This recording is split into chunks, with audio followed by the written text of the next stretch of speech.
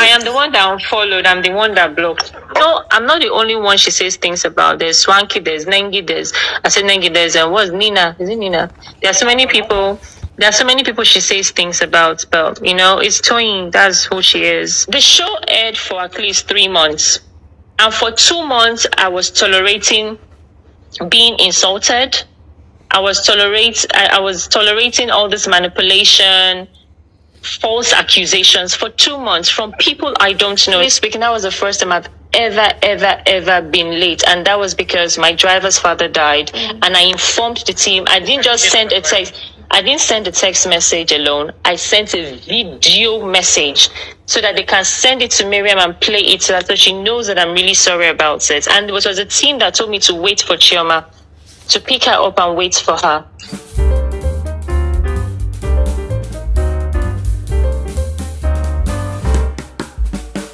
Woo! My God.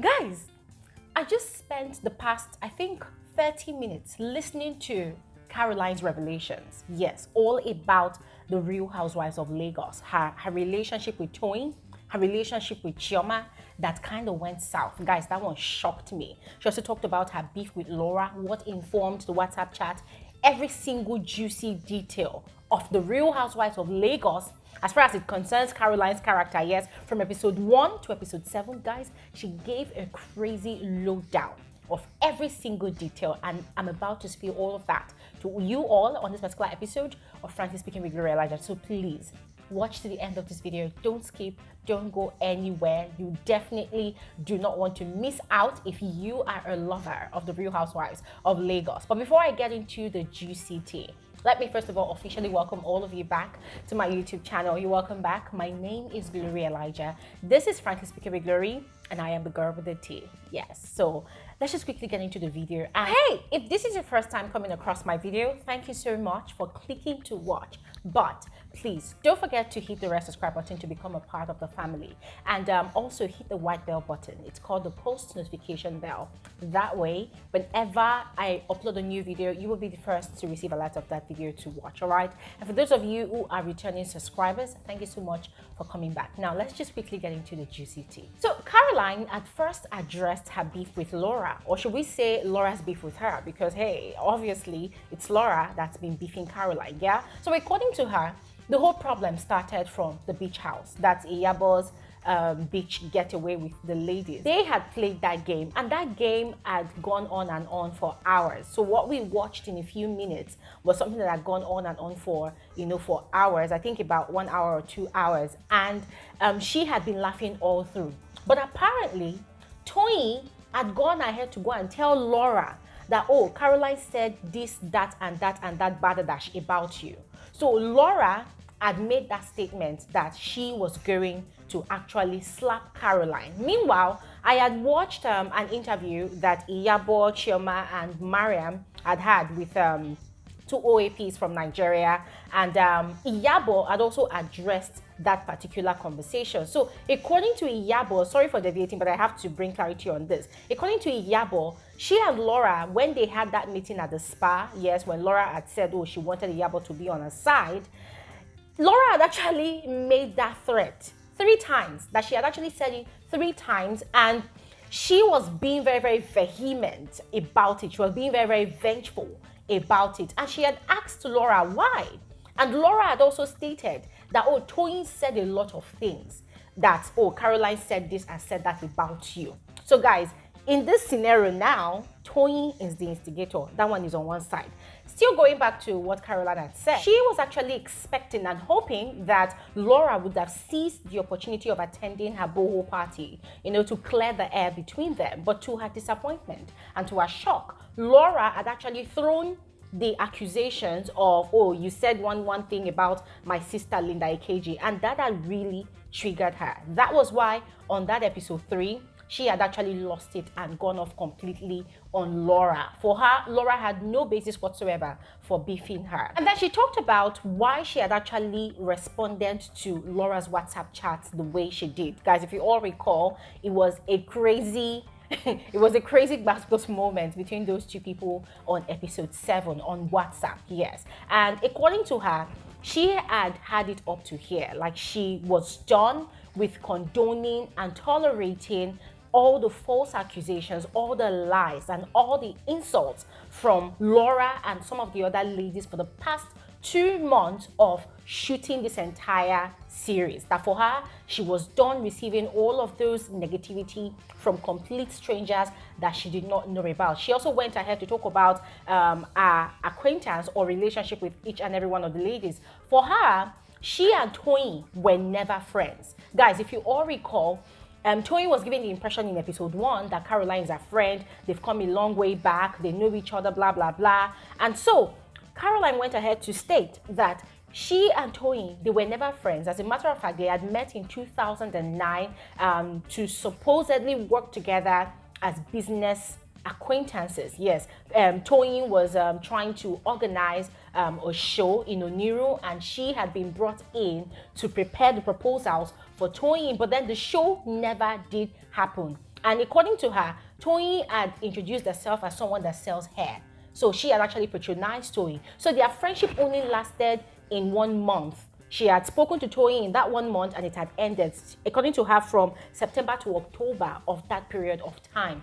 So there is no relationship whatsoever. She had never invited Toyin to her house to drinks, to dinner, to do anything, not to even have lunch or whatsoever, because for her, anybody that is a friend, she invites the person to her house. The person is very, very free in her house, but not with Toyin. So she was actually surprised when Toyin was giving off the impression that both of them were actually friends. For her, the word friendship is deep. She needs to understand that whoever she was going to tag as a friend was ready to take a bullet for her. So for her, her and Toyin's acquaintance had not graduated or evolved to that level of friendship at all. About her relationship with Iyabo, she and Iyabo were never friends, although they had actually met once and worked together on a peace walk against child slavery, or the girl child slavery in Libya. And she had actually really admired Iyabo at that time, because of her fierceness in pursuing the same cause as her. But they were not like really, really friends. They were just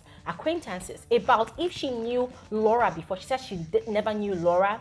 They had actually never met. And then for Chioma, it was in, I think, 2017 that she said she had actually patronized Chioma, yes, on her good hair business. She had actually bought hair from Chioma as at that time, and that was that. Ever since then, she had never, hung out with Chioma. They were never friends. So Caroline also went ahead to give the real reason why she was late to Mariam's dinner party. According to her, she felt like it was necessary to give all of these explanations because the organizers of the show, they had actually advised her not to give any explanation, not to say anything, that she should wait until the reunion. But for her, she had seen how the editing and the production of the show goes, and it's never in her favor because for every episode, it seemed as though Laura and Toyin would always make her the scapegoat. So for her, it was necessary for her to clear the air now that she could.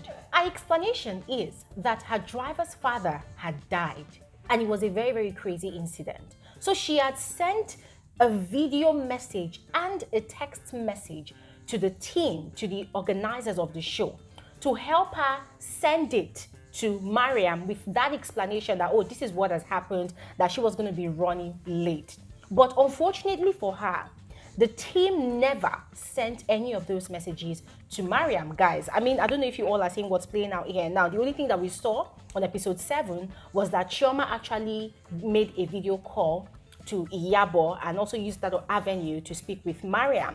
They never did show anything at all that Caroline had actually sent a video and a text message through to Mariam. We're going to come to that. But continuing with Caroline's explanation, before she could sort out her driver and every other nasty thing that was happening for that day, it was already, she was tired. She was tired and her daughter was in school.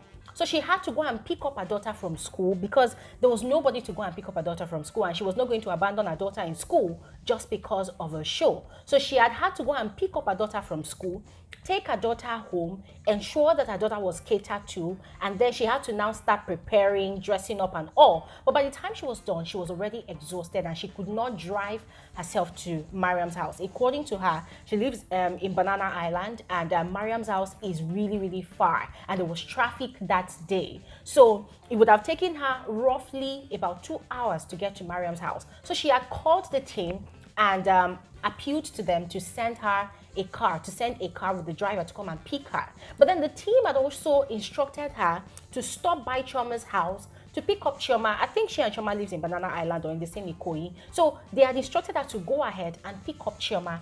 But then she had said that, oh, they should, take her first and then come back and pick Chioma, because by the time they got to Chioma's house, Chioma was having a wardrobe malfunction. Yes. So she had seen that, okay, they were running late. And usually Chioma is always late with preparations as well. So she had informed the team that, okay, fine, they should do it this way. They should take her to Mariam's house and then come back and pick Chioma. But then the team had actually explained that because of the heavy gridlock traffic, if they had tried to do that, it meant that coming back, would take another 2 hours, and then taking Chioma back to Mariam's house, by the time Chioma would get there, it would be about past 10. So she had just, okay, fine, let's just sit down and wait for Chioma. And by the time Chioma was done, I think she said they got to Mariam's house about 8 p.m. or thereabouts. So as we saw in that same episode 7, by the time they got there, the ladies tendered their apologies. Caroline tendered a very, very heartfelt apology, which we saw. And I was wondering at that point in time that, okay, if they could actually show Caroline's apology, why did they not show Caroline's reasons for not showing up earlier, right? But according to Caroline, she was expecting for Laura to bear out her grievances because, Laura had the time. And she kept on asking Laura, are you okay? She even apologized to all the ladies, but Laura did not say anything. So she was shocked that after 24 hours, after the entire event, the entire dinner, 24 hours later, Laura had started bombarding their WhatsApp group chat with all of those terrible messages that we saw. Now, what really triggered her into going down the mud with Laura, right, was because Laura triggered her by making that statement in her text that, oh, the industry does not rate you because of blah, blah, blah, X, Y, and Z. I mean, guys, let's go back and check the WhatsApp messages again, okay? So, yeah, she said because of that statement, she said, okay, fine, it's time for me to get off my throne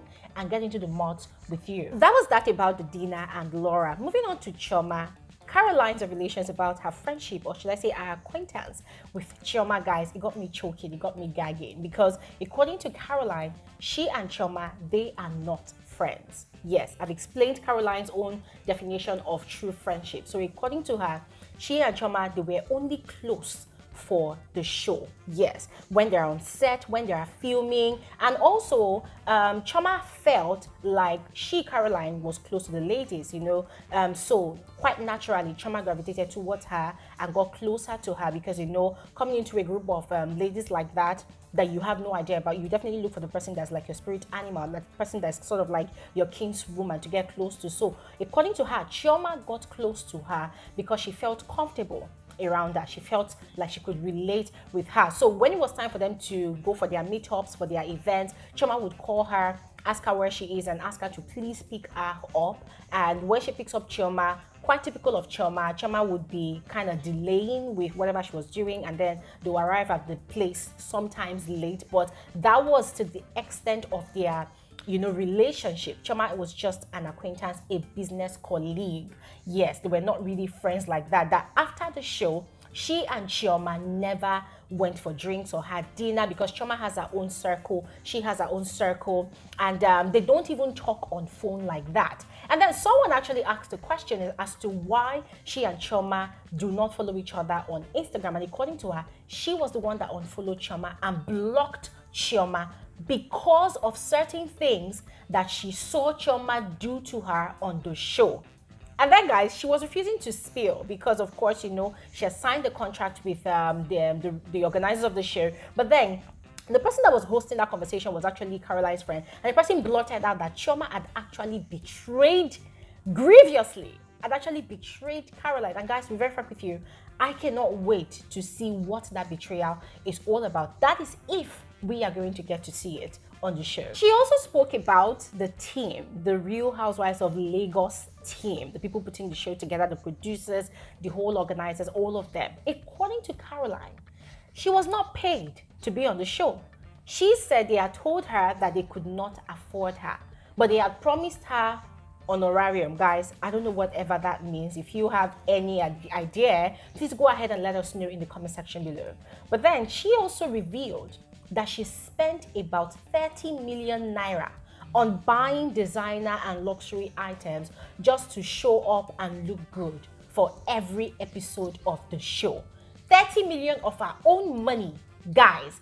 Although the show organizers, they had actually promised to add to a styling, a wardrobe, but she personally had spent that much to look the way she's looking. I mean, for every episode that we see Caroline looking all glammed up, a portion of her 30 million is part of all of that outlook. And I'm like, what? Hey! So if Caroline spent that much to look good, how much is she worth for these people to not be able to afford her? Like, guys, that was a gagging revelation. On God, I choked the moment she mentioned that. So as at the point where I was thinking that, but if you had to go through all of this, why did you still remain on the show? She now revealed that there were times that she wanted to give up and get out of the show because it was too toxic. Yes, that for every time they were going to film, for every time they were going to meet on set, that there was always one level of toxicity and negativity or the other. Today, these ladies, they are laughing with you. That's Toyin, that's Laura, or even Chioma. And then the next minute, they are bringing some sort of negative energy. 1 minute, somebody will say, oh, you smiled at me. The next minute, someone will say, oh, you didn't smile at me. That it was as if the show had turned into that ground for negativity. There's a competition for madness, you know. So for her, she was so tired, she wanted to drop down, but then Iyabo from time to time will encourage her that, listen, remember you signed the contract, just see it through and finish it. And that was why we kept on seeing her on different episodes of the show, that if left to her, she wanted to leave because already she had lost out spending time with her kids. She has 2 of her sons in the UK schooling, and she was supposed to travel within those 2 months of shooting to go and visit them, but then she could not. And then she was spending at least 6 days in a week on set of shooting The Real Housewives of Lagos, and even her daughter. She did not really have time to spend with her daughter. And then worst of all, she also lost out on 3 of her major clients for her business because she did not have the time to, you know, attend to their business needs. And then guys, I was wondering, like, why did you stay? But then that is not the question I should be asking. Now let's talk about the show itself, the team, the organizers of the show, because guys, that is where my own major concern lies. See, when I was listening to all what Caroline was saying, especially about the organizers of the show, guys, I was just smiling because it sounded all too familiar to me. For those of you that had actually joined our FSWG YouTube live stream on Saturday, you would note that almost everything she was saying was the exact same thing I was saying on that day. The exact same thing that most of the speakers were also saying. That with shows like The Real Housewives of Lagos, nobody is going to edit such a content, you know, for peace sake. No, it has to be dramatic. And the producers, they will do every single thing in their power to ensure that they get the drama that they want the viewers to see. Because how will people enjoy the show without the drama?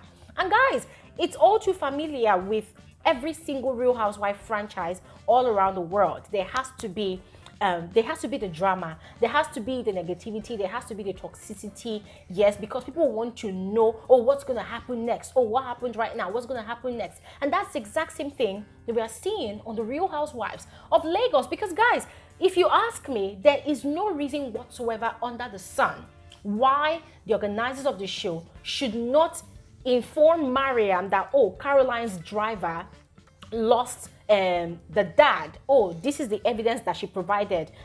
Guys, there's no reason whatsoever. But hey, the only reason reasonable, if you permit me to use tautology, is that they want the drama because they know for sure that the likes of Toyin and Laura are going to get triggered by Caroline's lateness and even Chioma's lateness. So they made it happen that way to fish out the drama out of it. And that is why we're actually talking about episode 7 today, because it was really dramatic. It got people talking.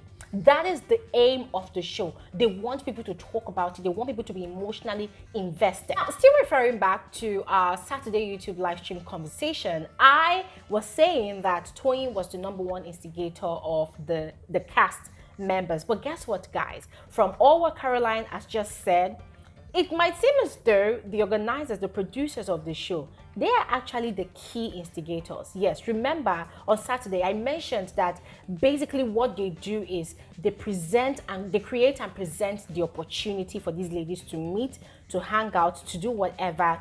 And then they misinform these ladies, right? So that they each will be triggered. Yes, because according to Caroline, when she was complaining that Chioma was making her late, right, they kept on telling her that no, that the dinner has not started, that she should continue waiting for Chioma, because if they go and drop her and come back for Chioma, they were going to be like about 4 hours late, right? Guys, that was a freaking lie, because the dinner was supposed to start, but Mariam and the others, they were actually waiting for Chioma and Caroline. So the producers were literally lying to Caroline, yes, just to make her unbothered, just to make her wait. So guys, I was looking at all of these dynamics and I'm wondering like, oh my God, this is crazy. But then I can't even blame them, because hey, it still boils down to the contract that these ladies have signed. Yes, because whilst Caroline was talking, I was wondering like, but Caroline, you should know by now that when it comes to the Real Housewives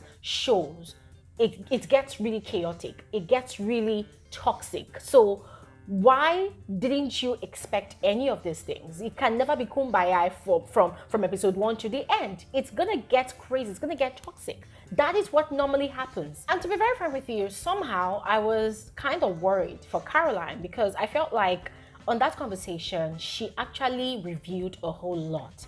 At some point, I felt like she even exposed the creators, the producers of that show, and I was wondering if she was going to receive a backlash. Yes, I mean, guys, still it boils down to her contract, and if it states clearly in her contract that she was not allowed to review any of these things, any of this information, then there's probably going to be a problem, guys. There's probably going to be a problem, because I've seen interviews that Toyin and Mariam, in fact the other cast members, have actually had with other media bodies, and they've been very, very careful not to reveal this much information. Yes, because the show is still airing. But then with Caroline's own interview, guys, there was a whole lot that she actually revealed. I'm just gonna wait and see if there's gonna be any more drama, you know, from Showmax towards our own angle. But then going back into her details about Chioma betraying her, guys, I would definitely love to see that, because when we were watching snippets of episode 8 at the end of episode 7,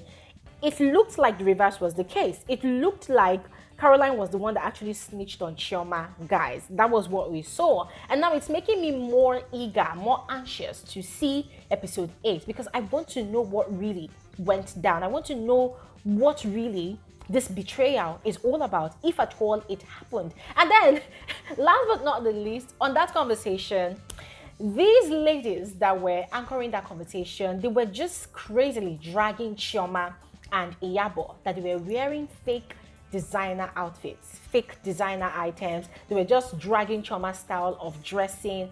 And I'm sorry to say, but I just felt like, nah, these ladies, the only way you can convince me that everything that Chioma was wearing was actually fake designers or fake or dupes is if we get a luxury connoisseur, someone that is actually a curator of luxury items that can, you know, legit tell us that, okay, this thing that Chioma wore is fake. That's the only way I'm going to really believe, because I'm sorry, those ladies sounded extremely petty for my liking. They sounded so petty, like it was as though, because one of the hosts is Caroline's friend, you know, probably because of her annoyance against Chioma, that person just decided to just go full savage on Chioma. The person was just running her mouth and saying no manner of things. I'm like, okay, we're gonna wait for the experts of luxury items to come and vet this one. But as far as I'm concerned, I do not believe what that person was saying 100%. As for Chioma's style, I will still maintain that I love Chioma's dress sense. But really, I want to know what level of betrayal happened between Chioma